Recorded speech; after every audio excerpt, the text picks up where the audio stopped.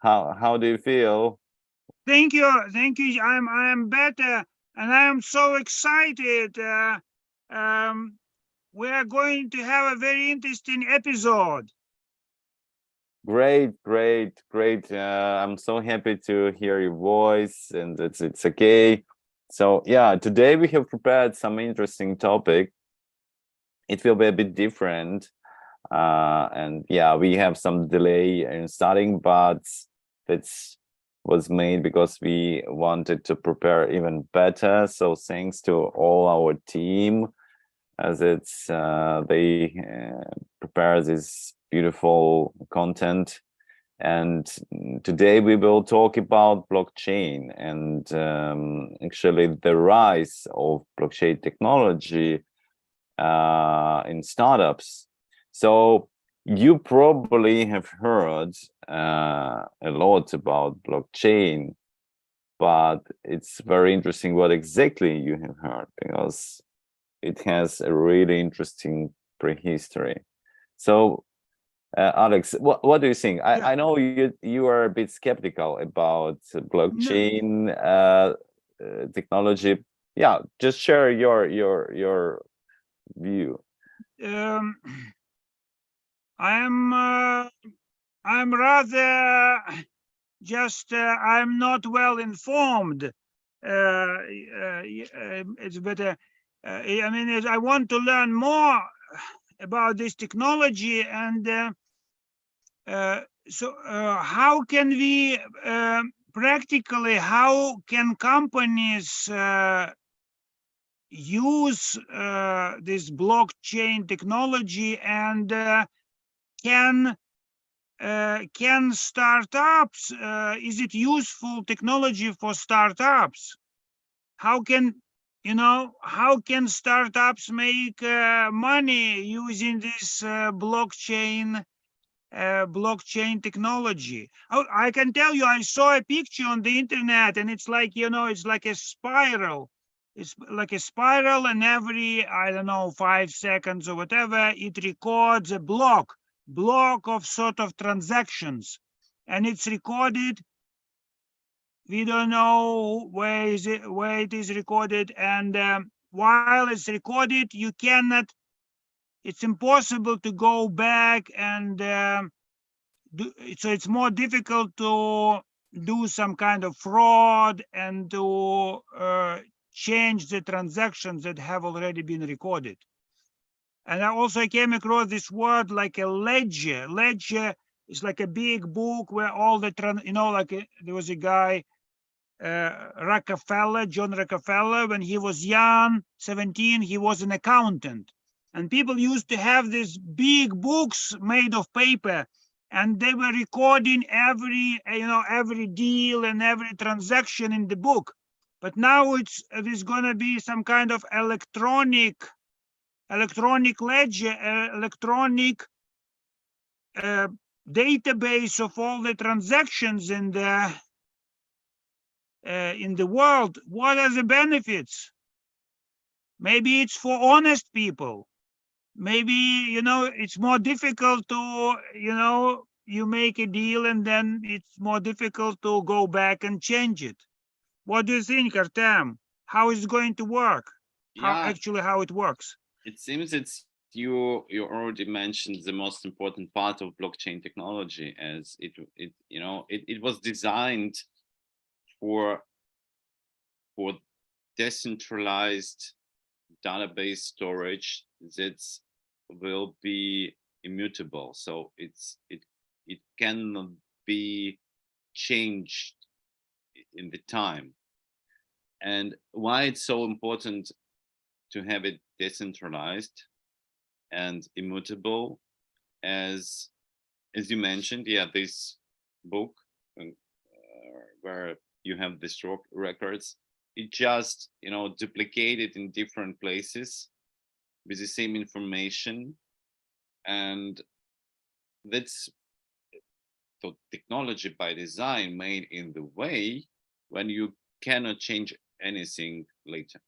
And if it will be changed, it will be recognized and it will be automatically fixed. So, and that's why it's so important to have these decentralized databases, blockchains, that will be keeping this information independently.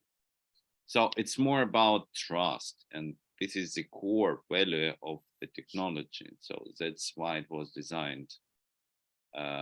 It was designed for making more trust technically. So technically, because if we are talking about startups and businesses and what is the essence of every business? It is a trust.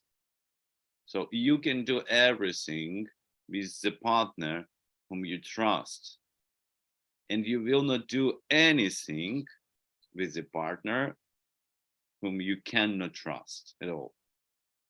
So blockchain is a technology that designed to, to create this trust layer on technical level. And that's why it's so useful in design.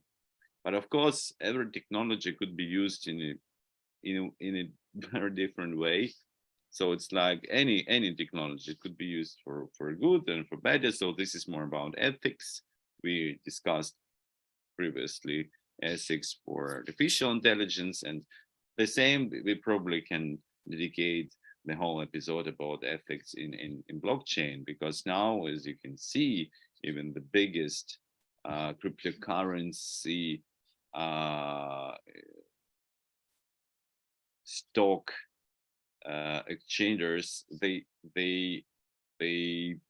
somehow collapsed, and I don't want to judge any of them, but cryptocurrency are using this technology, but not in an ethical way. I believe not everybody, but some of them are using it in a wrong way.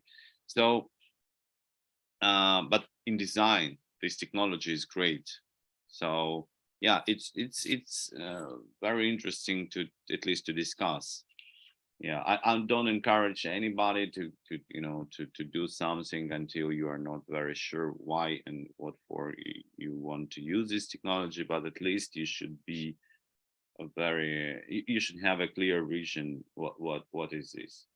Yeah, so thank you, Alex, for this great introduction. And so is it a relatively new technology? Is it, maybe every technology has some stages, this like development stage, and then maybe a stage when this technology is mature and it's used a lot, and maybe there is then there is a new technology, better, more advanced technology.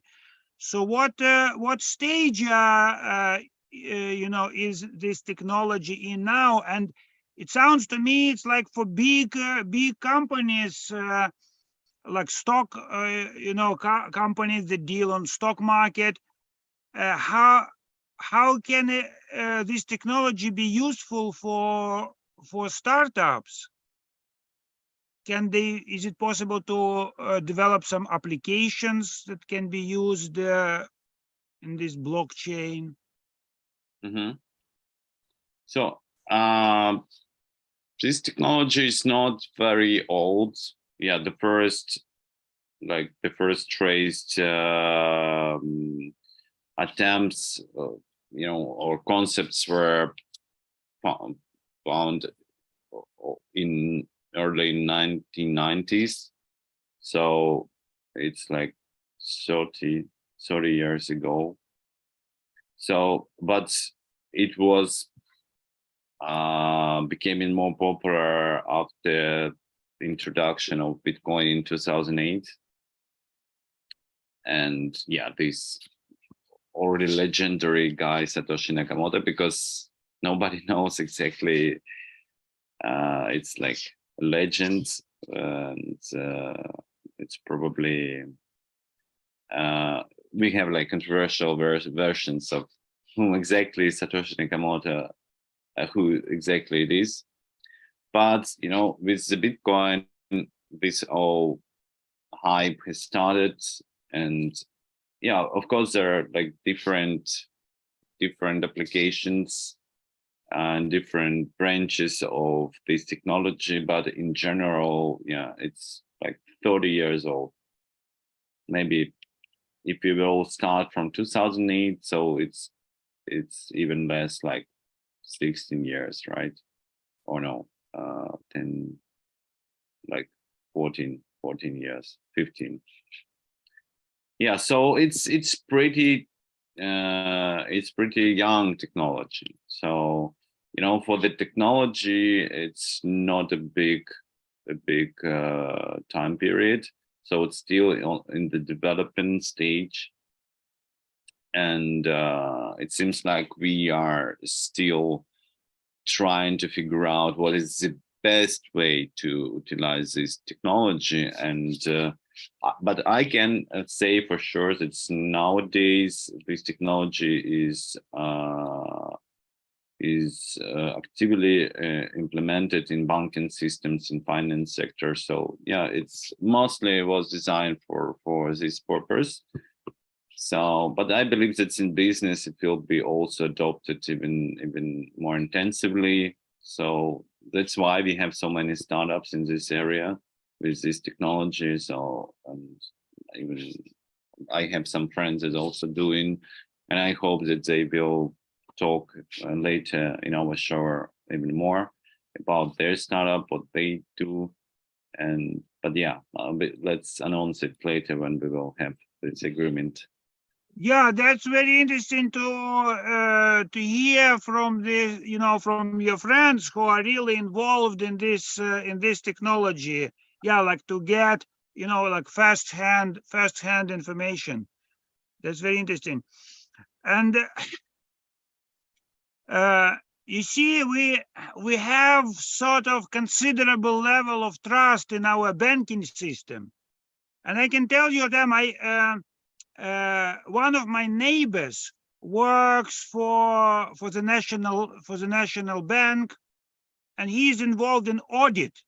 And he tells this joke. They like auditing banks, so he has this joke. He said, "Oh, it's good to audit banks. You can always find some mistakes when you audit banks, especially if you know where to look for those mistakes."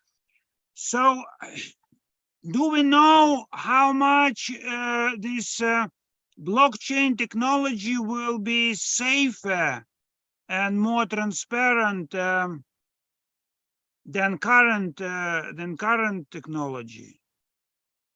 As far as I understand, not all the companies, not all the banks you still use it.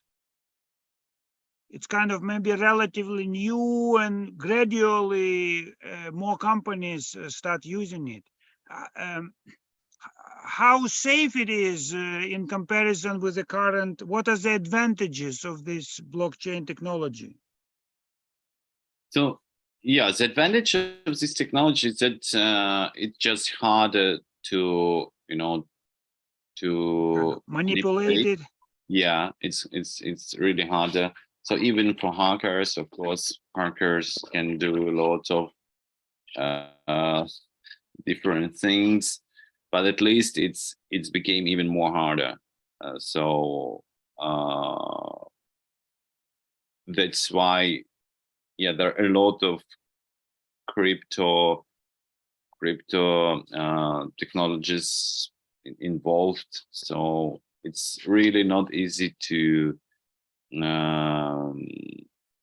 to manipulate it or to change it, and that's why it's like better than everything that was before, because if you store it in a database that's very popular and it's like easy to to access, that's how you can, not you, but hackers can do a lot of different things, and nobody will even notice it. So of course, banking system have some backup systems, but it can, you know, create a lot of difficult and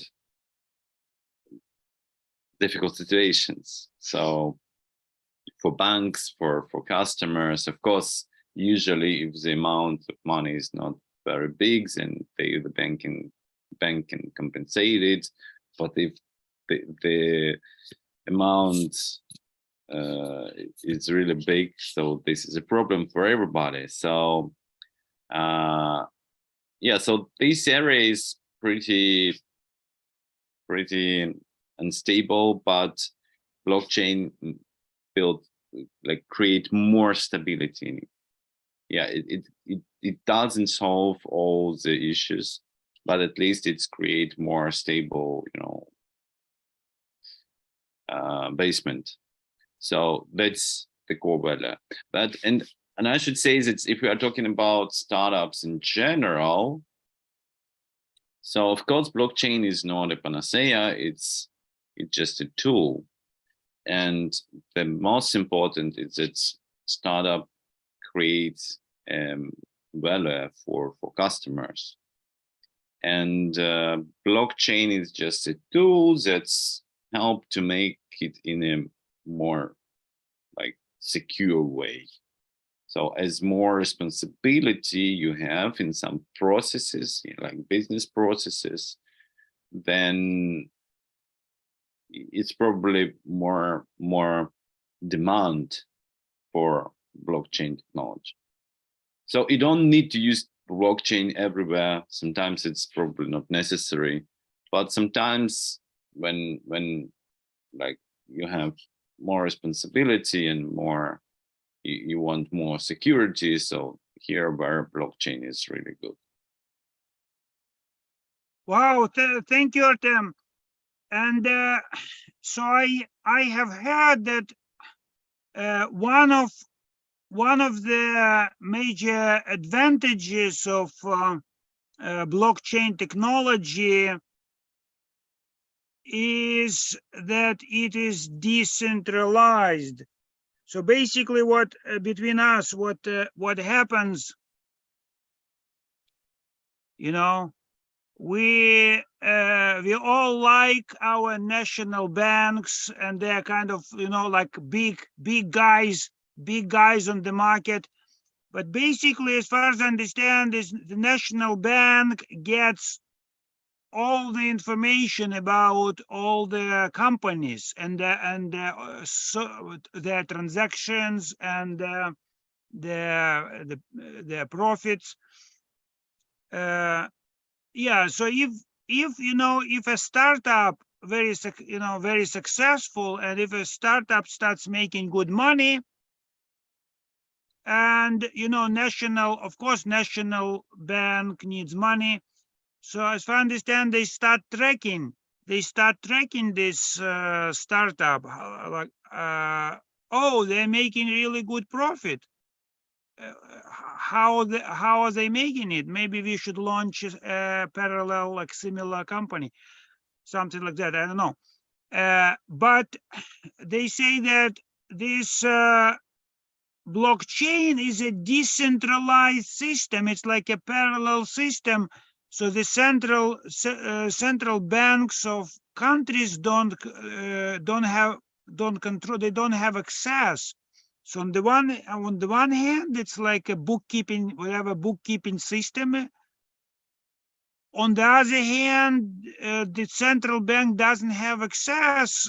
So if a startup makes good money, so it's like a little umbrella from from big guys. So Artem, what do you think about that? What are the major advantages? And is it really? And then who runs this magic blockchain? There should be some kind of computer guy, some kind of an office. How does it? who runs this blockchain? Yeah, thank you. Very, very interesting questions. You can run it as well. It's just a matter, yeah, of some knowledge. So if you have a computer or a smartphone, it's also quite good enough. I mean, the performance of every smartphone nowadays is also enough to run some blockchain.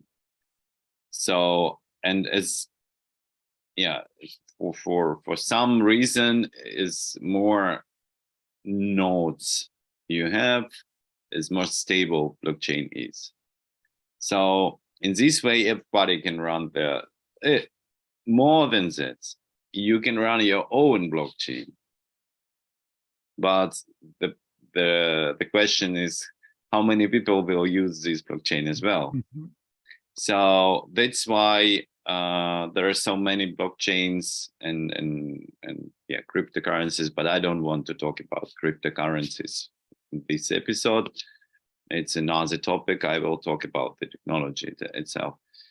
And this layer is a technical layer. So everybody can run it. You just have to use some proper equipment, so hardware and some software, and you just need to know how to use it. That's it. About the regulation, yeah, I think this regulation is a reasonable thing, because right now governments and countries are the main, how to say it, they protect people, they make the environment secure. So this is a function of every state, you know, to care about the people. Of course, if you live in a country where a lot of instability and some aggressive neighbors, it's harder to implement. But in general, if the state is not corrupted, if the state is, if the government is great and serve people, not using people, then this cooperation is reasonable, you know. So the state is, if it's a like an insurance for your safety, and that's how you can be focused on your business and, you know, just create your business, grow your business and make it better. And this cooperation is quite reasonable. Of course, if the state and government are corrupted and they just using people, you know, to take care about their own interests, then it's bad situation. And this is where the regulation is just used for manipulation and, you know, taking your money. I mean, taking money of entrepreneurs and businesses just because they can. So it's also a moral issues, you know, it's also about ethics. So, you know, all the time I see that ethics is the main basement for every technology as well. So, and the same processes are here, but this cooperation should be anyway. The problem is that, yeah, if people will see that the government is corrupted, that's how they try, you know, to escape this situation. That's why people start invest more into blockchain technologies and even cryptocurrencies. But then later, when somebody is manipulating this technology and using it for fraud, for, you know, for scamming, so that's how people, oh, who now will protect us? That's how they go to the state and say, oh, do something with it. there are some scammers and frauds, please do something with it. So it's a balance, you know. It's a balance between, but technology itself, it's not bad, it's not good, it's just, you know, some new tools that we have, and maybe it will bring more balance into the systems. Oh, thank you, Artem. And you sort of preempted my next question. So exactly, so I was going to ask you. You see, if a company works like within a country's regulations, yeah, and for example,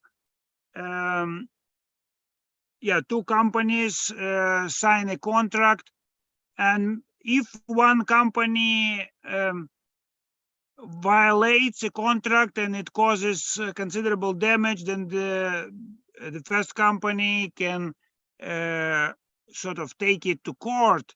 It can file a case that the contract was violated, and they can have like arbitration or something. They can settle this deal. Okay, but so the blockchain gives us a little umbrella. So it's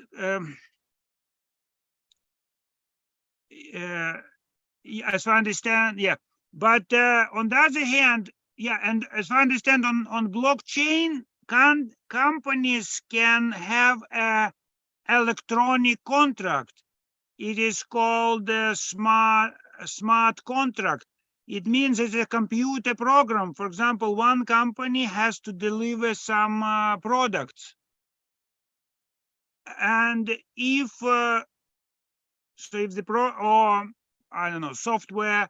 So if the product is delivered, so the money, it's a computer a contract is a computer program, and then the money is transferred automatically.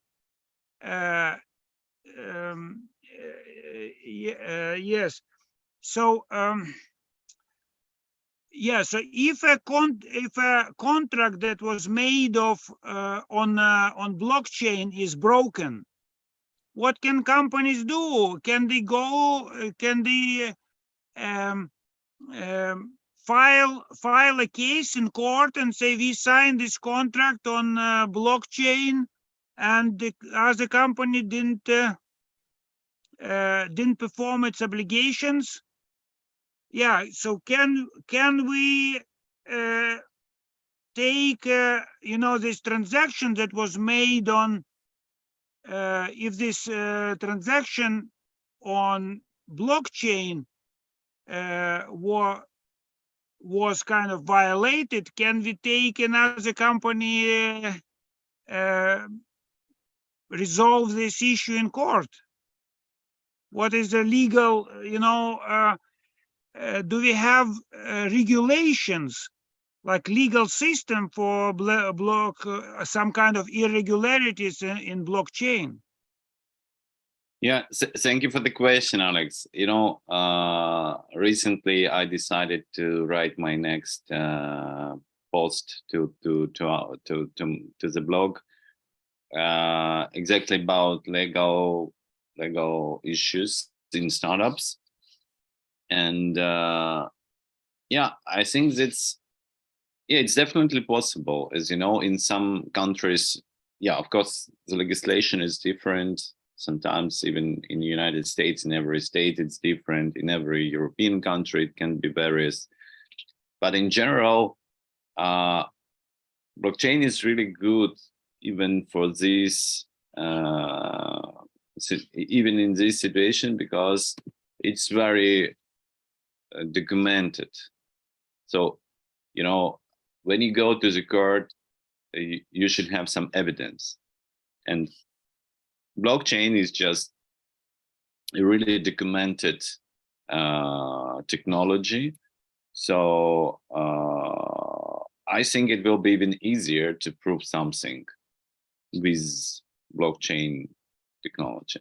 So it's worse than you don't have any evidence. You know, it's like it never exists. So this is how you will be in a very bad situation when you cannot prove anything because there is no information. Of course, it's blockchain is digital, so sometimes this is the reason why some companies still nowadays create a lot of paper documents, because they just want to be sure that it is documented in every possible way. And this conservative approach could be sometimes reasonable, because, you know, digital information also could be, it could be easily copied, but it also could be easily erased.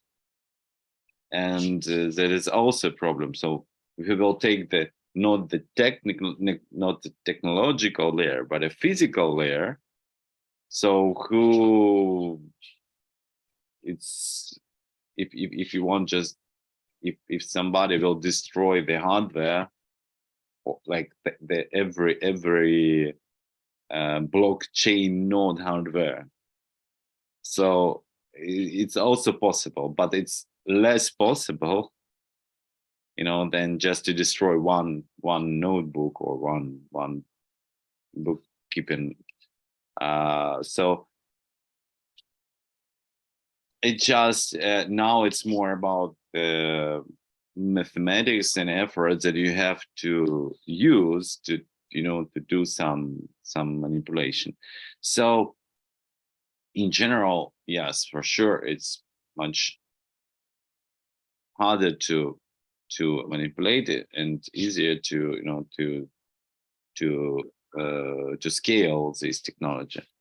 So, and yeah, it's even better for later, but the legislation in general is just not fully implemented all the possible, you know, situations. So that's why this, with the rise of technology, with evolution of it, the legislation will also evolve, and it's just a matter of time. So that's why, you know, now we can see in artificial intelligence, in every new technology, we have a lot of discussions together with governments, and that's how, you know, we try to understand what is the what kind of risks do we have, how can we deal with them, and what kind of legislation should be to regulate this field and make it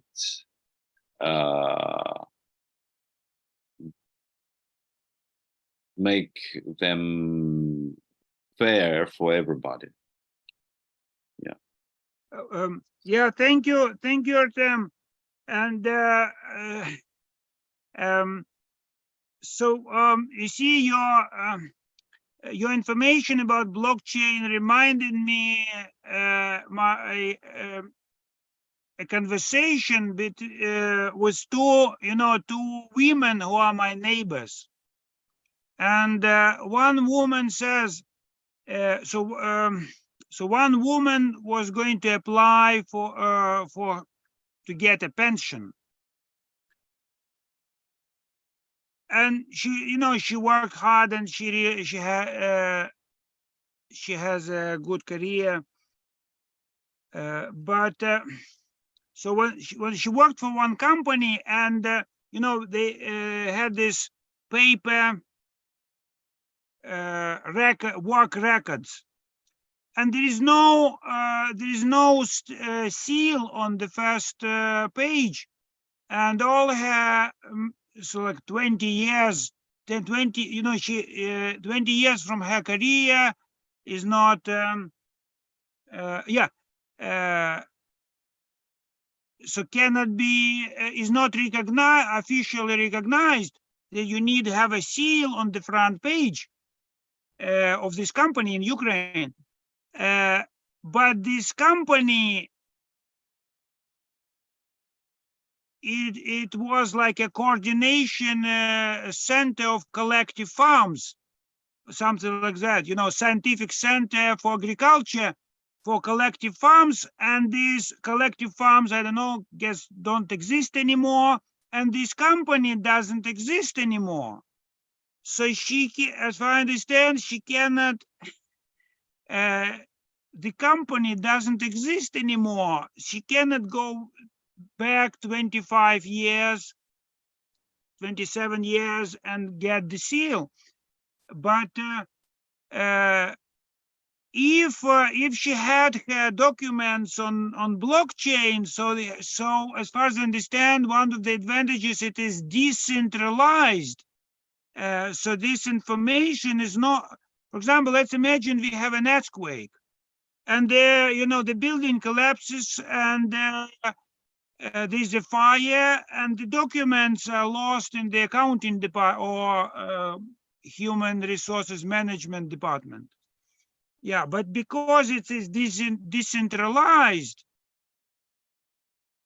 so it is more reliable. If, as you said, is one node or one server is broken down, there's copies of this information on other servers. Yeah, so I can see, so there are some advantages. And the second woman said, I worked in this village or in this town, and then I worked in that village or that town, and now I cannot get access to this territory. So I cannot get the documents to apply, to apply for my pension. I didn't take those documents. I mean, the documents were lost, and I cannot go back and cannot take a copy. Yeah, so there's definitely some advantages. So then all these documents, they would be on the blockchain, and it will be possible to go 25 years back on the database and get the copies of the documents. Artem, as I understand, every or most technologies are developing. The life is changing, and new features are introduced. What do you think? How do you think is blockchain going to develop in the future?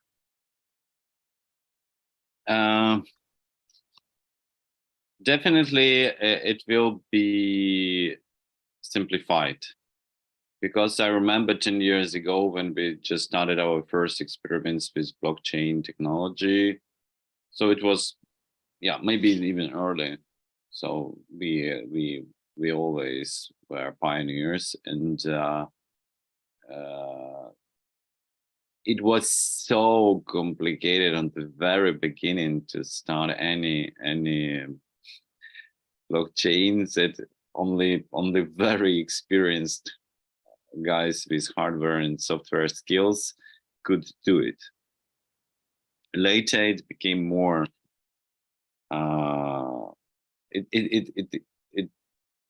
It doesn't become easier, but the technology itself didn't change in the core level, but on the top of it, there were created more like libraries and different applications. So you can use the same very complex technology, but in an easier way. So it's like the layer or which gives you an opportunity to, to use this technology. And the next level, I suppose, will be the moment when this technology will be even easier to use. So it will, like, like this curve of the startups, like early adopters, then not early adopters. At first, it's like early adopters and early majorities, and no, they're another stage. So on each stage, you will have like more people, and technology becoming like simpler. and this technology became a really popular when it will became so easy to use that everybody can use it. And also it's about the price. Yeah. So I remember when we were starting, you know, some our experiments, the software was hard, the hardware was expensive. So now the hardware became less expensive, the software became easier to use. And this is how this technology became more and more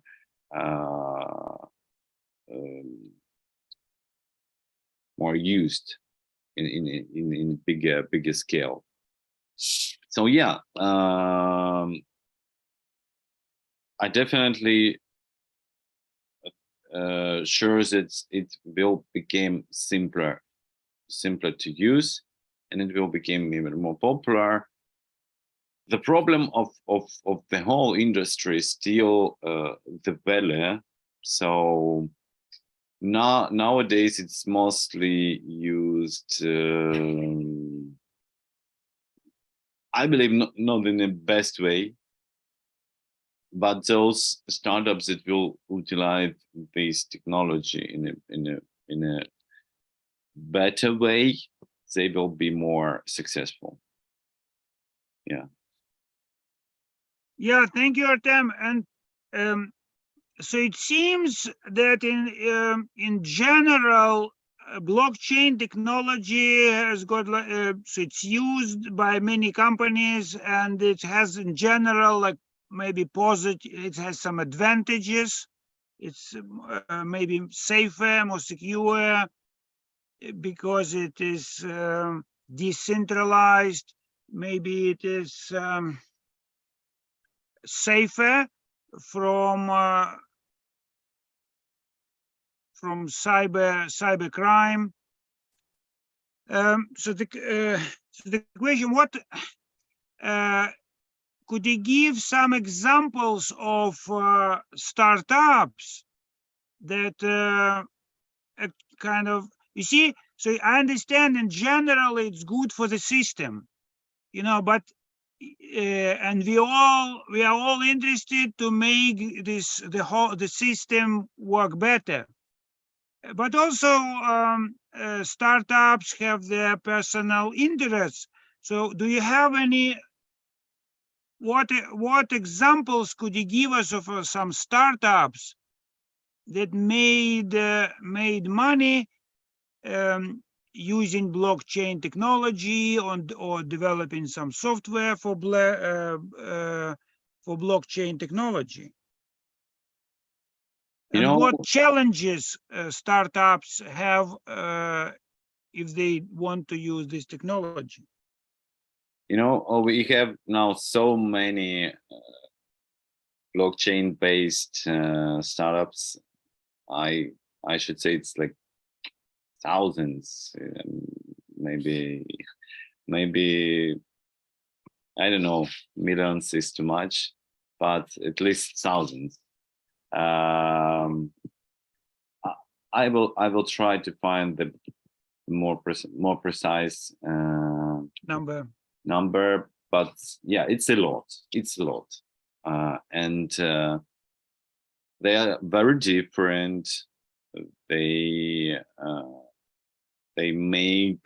try to implement this and utilize this technology in a very different way.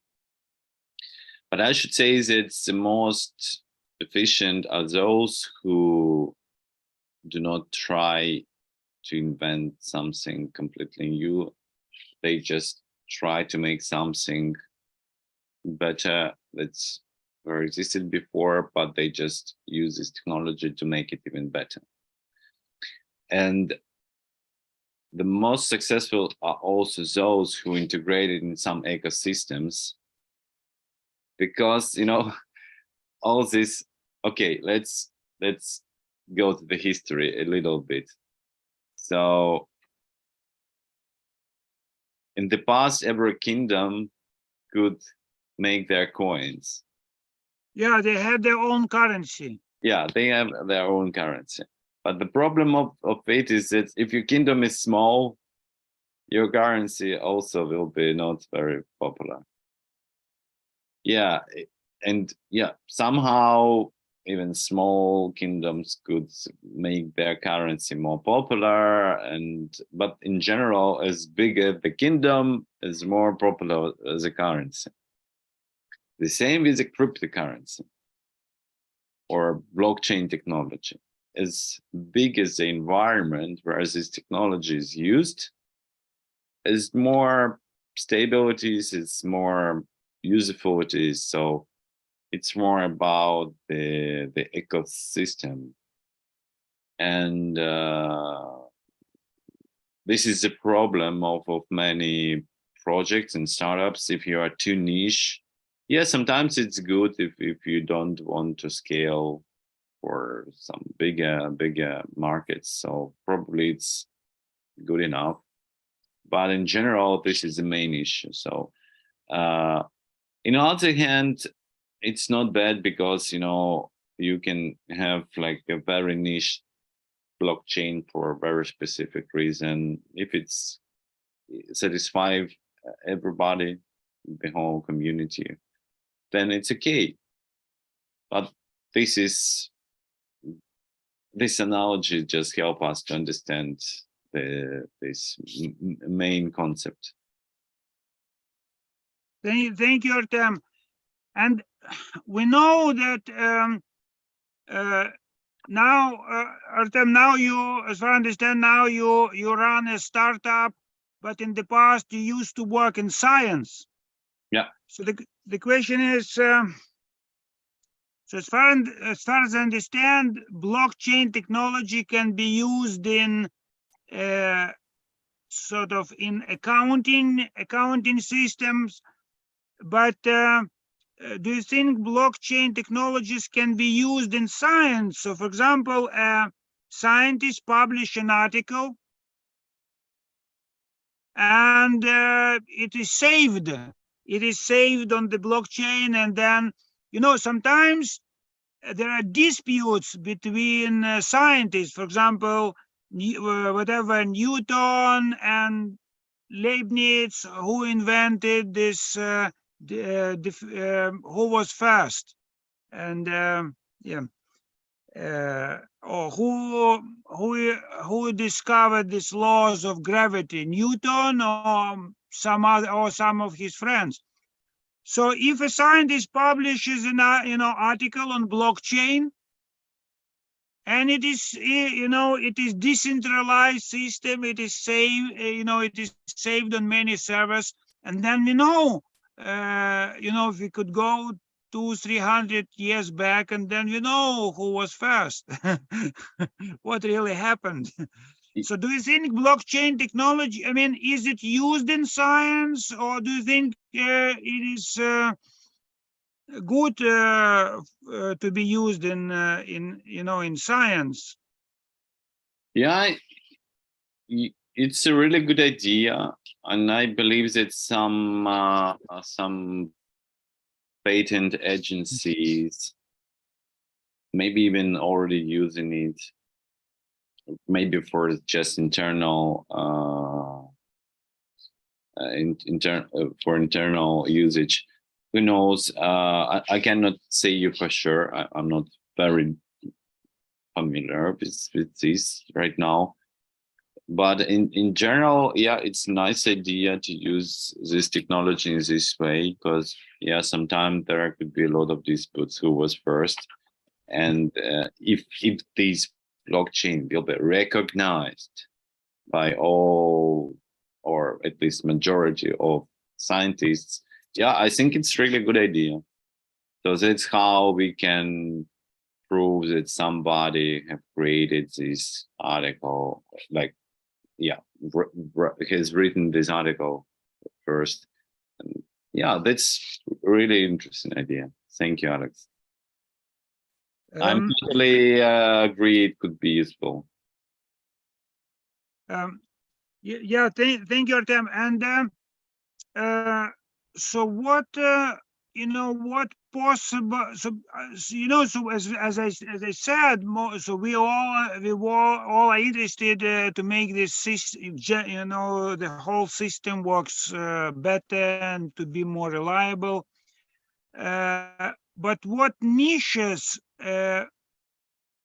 do you see for startups that they can contribute into development of this technology and actually make some money to for their businesses and to reinvest into their other projects?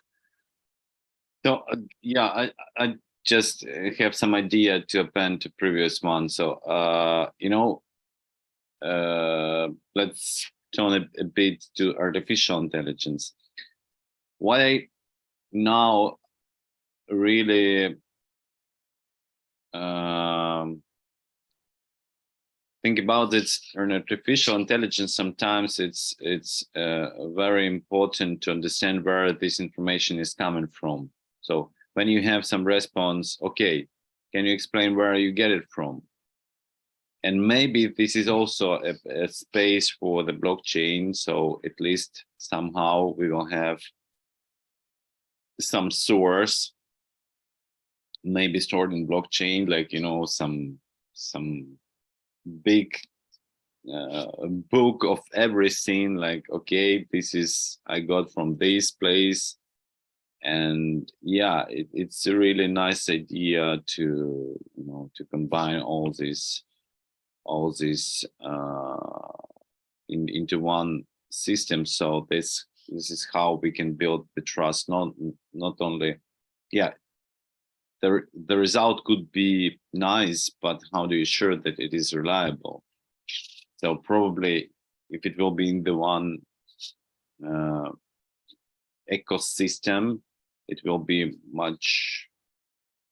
It will be more reliable. Yeah. And what about startups and how bring more value? I believe it's yeah.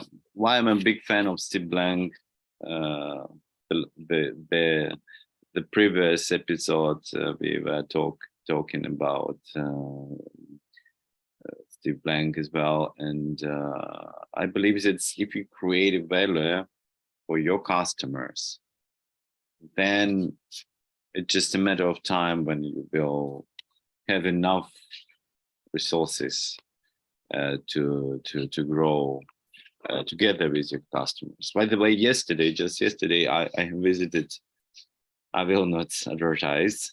I visited some investment fund here in Silicon Valley, and they manage about $10 billion in general. And yeah, they were presenting some of their portfolio startups. And again, I understand that the most important and the best investors is your customers, is your satisfied customers.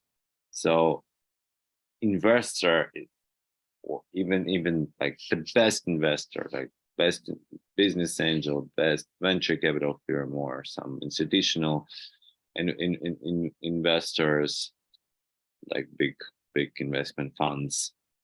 It's just a middleman between startup founders and customers. It's just a resource that you need to have in some moment to create a product that will fit the market enough to satisfy the need of the market, the need of the people, the need of your customers. So this is probably it's just the biggest insight for every startup founders. Just use it. And this is how you can be very, very dependent, very autonomous, very sustainable. Because nowadays, and it will be our next topic for the next week, it's short introduction. So don't forget to subscribe.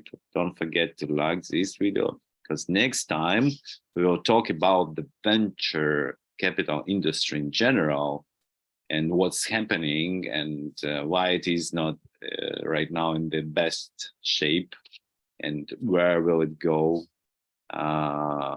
in closest future. So yeah, it seems like we have changes everywhere and in venture capital as well.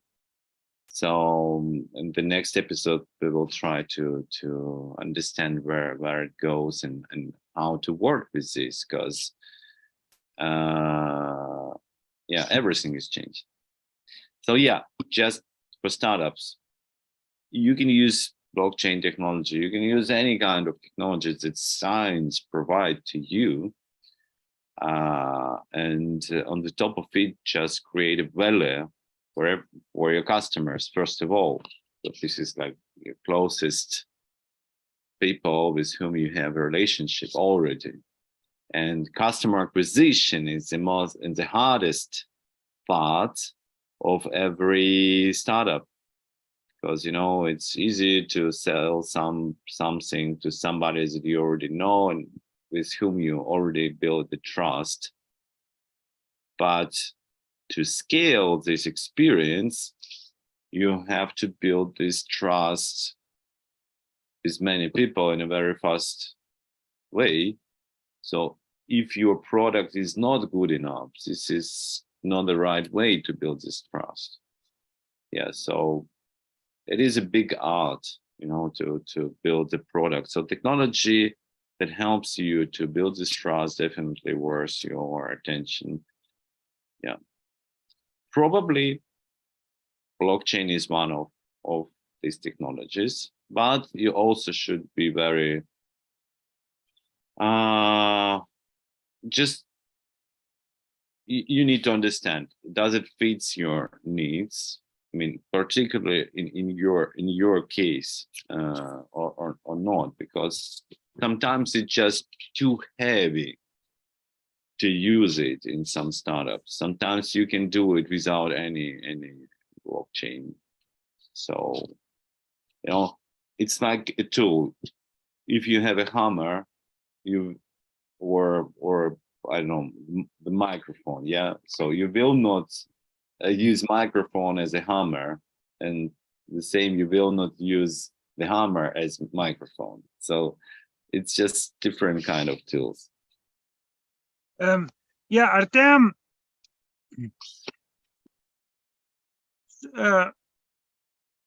So I have like a question that consists of two parts.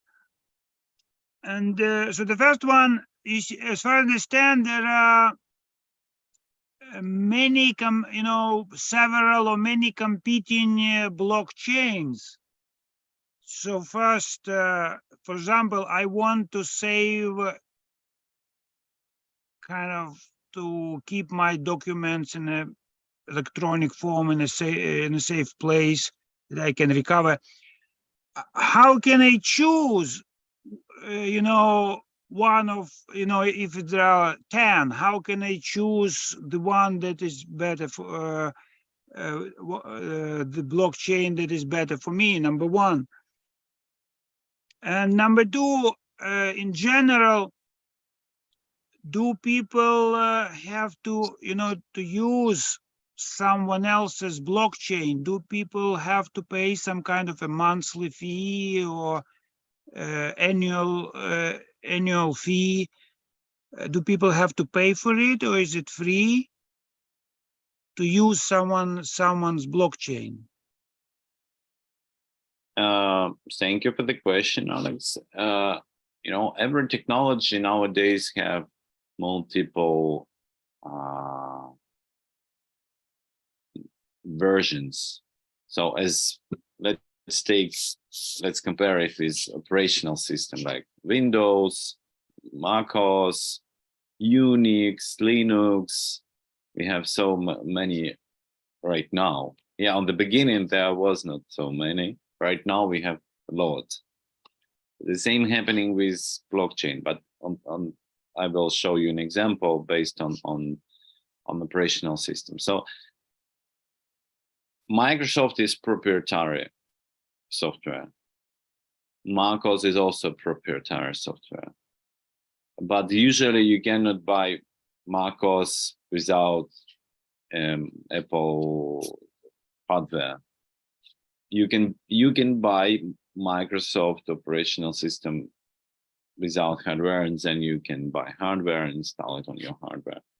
Even sometimes people install in Microsoft on Apples, but it's very Tricky.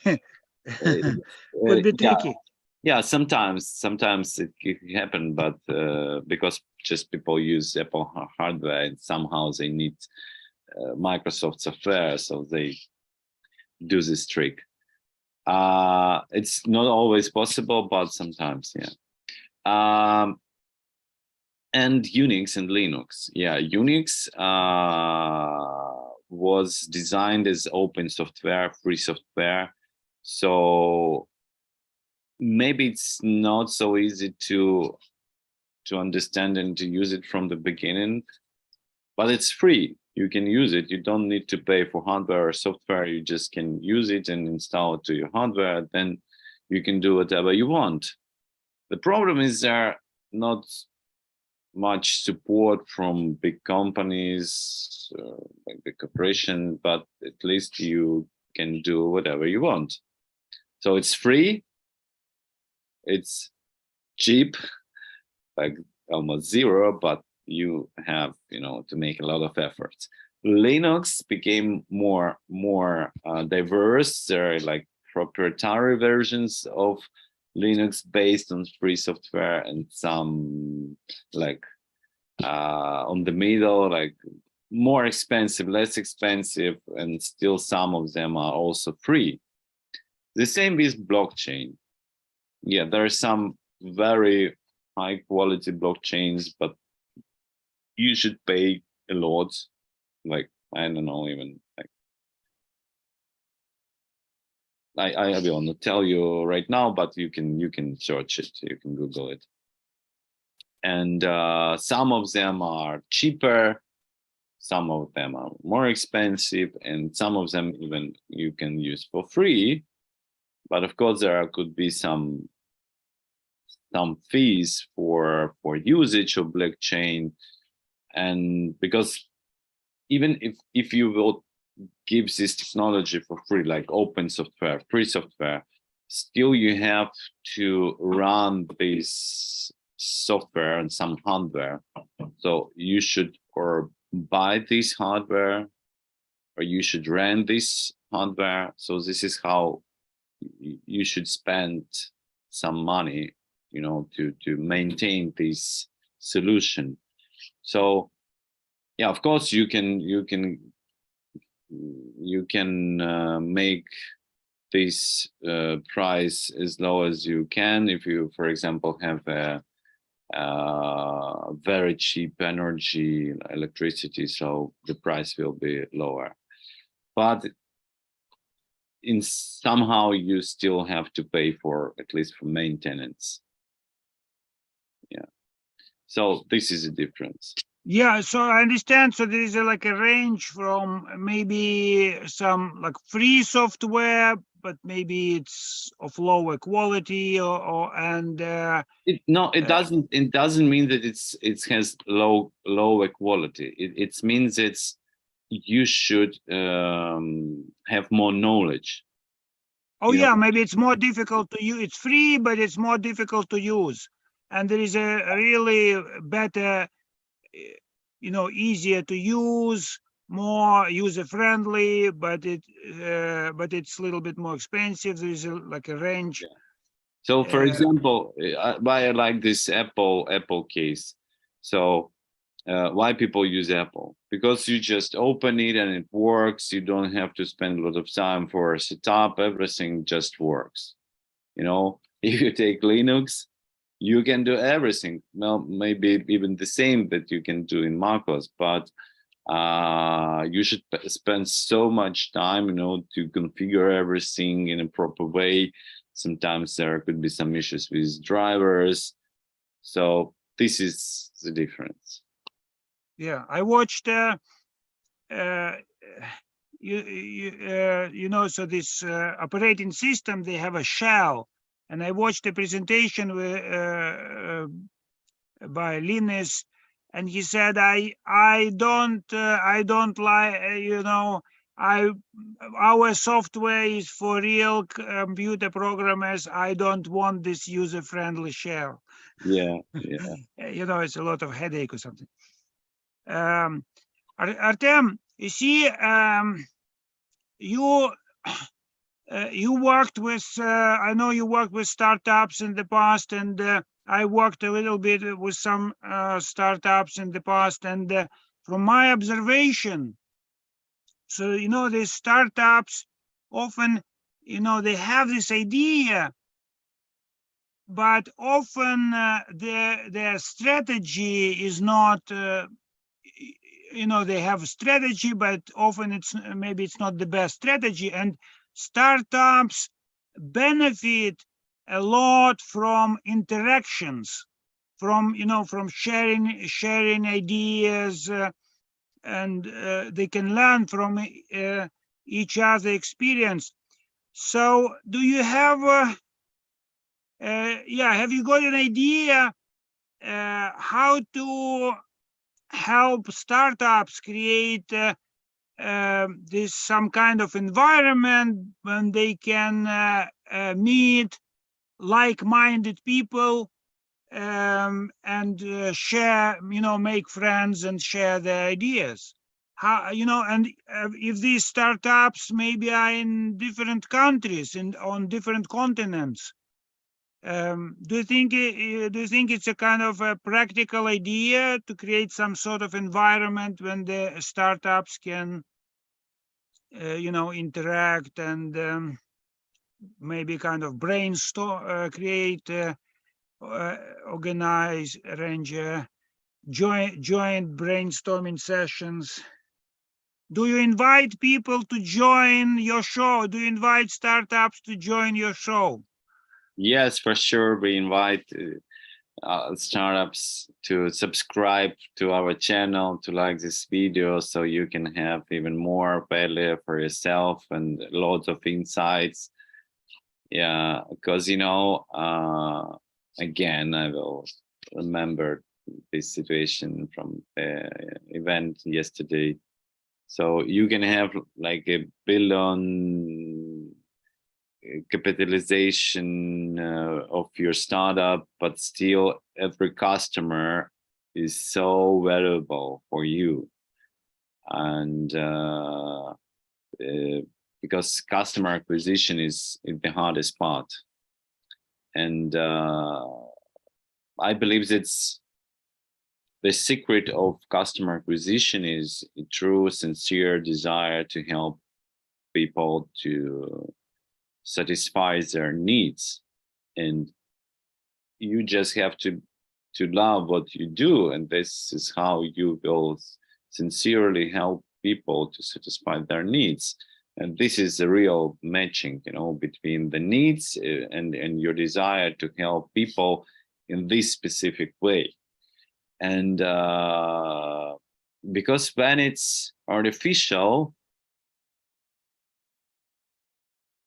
you will feel it in some day, because customers will, oh, he doesn't like to help us at all. And probably they will find another startup that do the same thing, but which love what they do. And this is how they will be even more happy, because they have the same need, but with a better mood. So everybody are happy. So yeah, that's why I believe that this product market fit is happening when you truly love what you do. And it also the best medicine during the crisis, because you will not give up. You will just go forward in any situation. Yes. I'm encourage people to engage more in comments below, with your likes, with your subscriptions.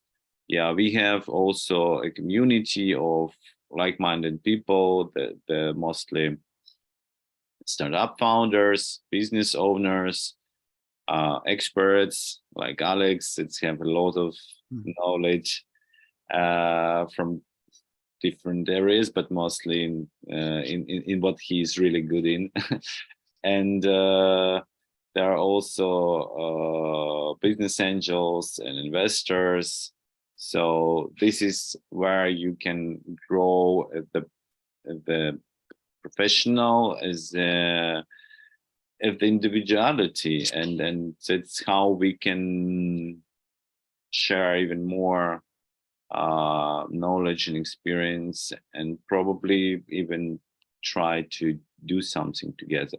That's what we were doing in Hackerspace in Kiev physically. But now, as our community is growing, some people creating startups, some people decide to work in a big corporations like Facebook, Google, Uber, etc. And of course, it is a great community. I really like it, and it's how we became more interconnected. And yeah, there are a lot of ecosystem all around the world. So I believe that in future, this ecosystem will also will build connections between each other, and that's how, yeah, it's very nice to have interconnections between your friends, and in our community, if you like it, could be yours as well. But it doesn't mean that you cannot be a part of other communities and ecosystem. That's even better. That's how we can build even more connections. Like here in California, we have people all around the world, from India, from China, from Europe, from Latin America, from Australia, from Africa. So it's so interconnected. So that's so awesome. And if your startup is local, probably you don't need so many connections. But if you are going global, that's where you should probably have to look at this direction. Artem, you are doing a wonderful job, holding this community together, because as far as I understand, as far as I know, most of these IT guys, they're a little bit lonely people.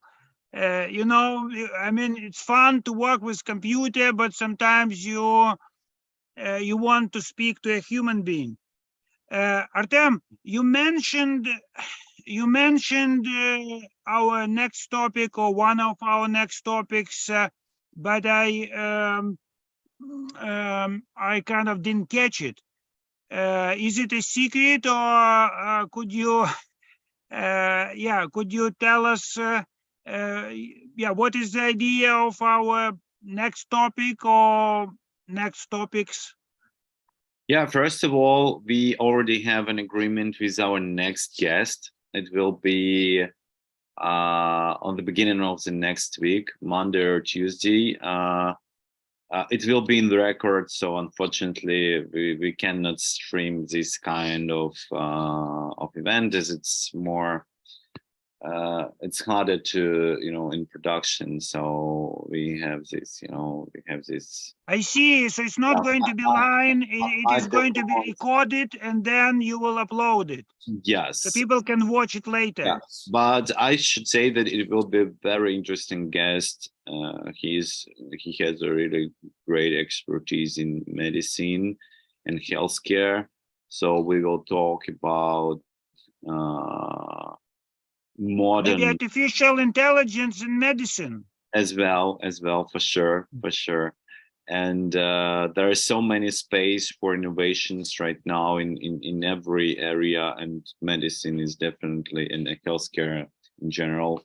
We also have customers from healthcare, and yeah, I have also a lot of friends that work in medicine and diagnostics, and yeah, so it will be a very interesting episode, I believe.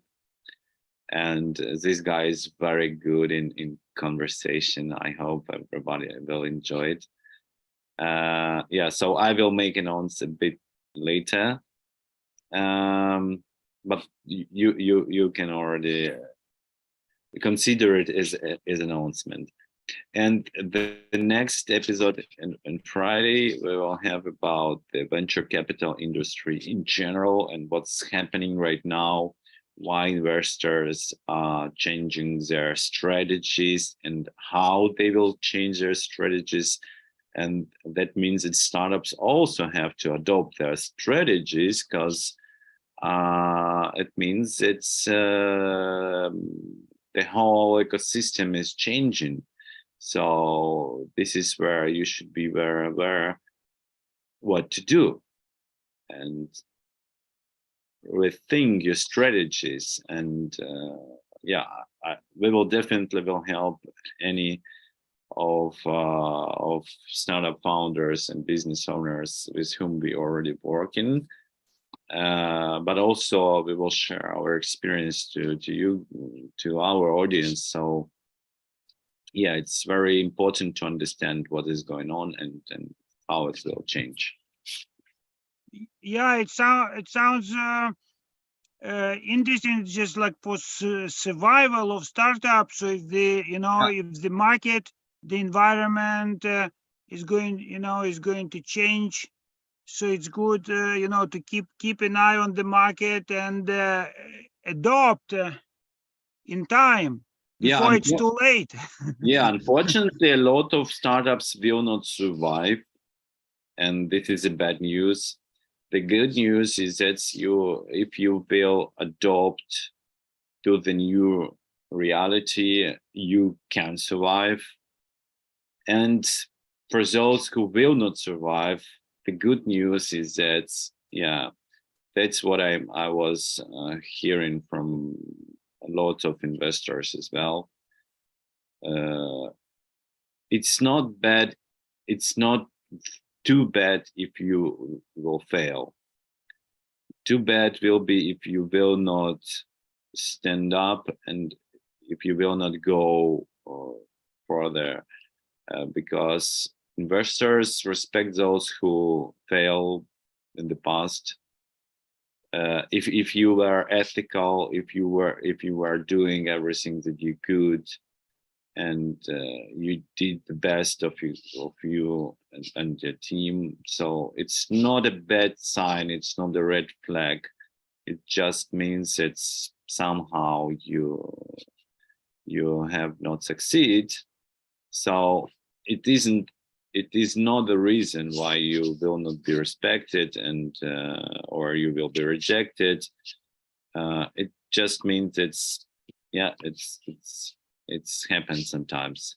So yeah, so the good news is that even if the worst will happen with your startup, with your business, it doesn't mean that you cannot go further with something different. The most important is just to keep a really great relationship with everybody, because the human being, the most important is our relationship with our partner, loved ones, friends, relatives, partners. So this is the most important. We will try to survive, but anyway, it is important, this quality, to bounce back, like a rubber ball. It will happen for sure. For those who constantly improving themselves and improving their teams and processes and marketing and sales, and it's just a matter of time. Yeah, and say our startups are unsaleable, unsinkable. Yeah. Artem, thank you. So we spoke about fundraising and next Friday's venture capital. Yeah. Great. If an investor likes you, they will throw money at you. It's they not like your idea. Yeah, thank you, Alex. But as I said, the best investors for us is our satisfied customers. It's what we are focusing. Yes, well, the customers are the best. Satisfies, maybe Steve Blank. You know, the satisfied customer is the best advertisement, is the best investment. Yeah, exactly. Maybe we will talk about this later about Net Promoter Score. Yeah, it's very useful tool, and this is why it's so important to make your customer satisfied. Yeah. Okay. So let's wrap. Artem, thank you very much for your ideas and sharing your knowledge. Thank you for your perfect voice today. Yeah, it was a pleasure to talk with you again, Alex. Have a nice weekend, everyone, and see you on the next show. Bye bye.